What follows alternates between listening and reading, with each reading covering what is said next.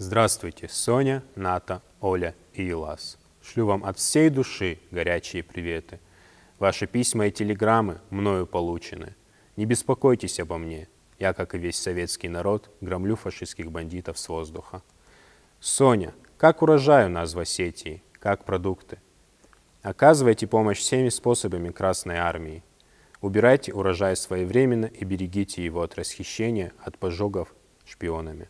Не должно быть ни одного человека, не работающего в колхозе или на другом участке тыла, из наших моих родственников. Тот, кто любит своего сына, брата, сестру, племянника, участвующего на фронтах, а также всю Красную Армию и Родину, должен оказывать помощь в разгроме фашистских бандитов, не останавливаясь ни перед какими бы то ни было трудностями. Соня, лично от вас требую самого активного участия в этом. Ты будешь хорошо, добросовестно, честно работать. Там дома помогаешь мне, Володе, Бзи, Гайти и другим. Это и есть помощь Красной Армии и Родине. Ольга выехала домой 25 июля 1941 года. Она с дороги ничего не писала.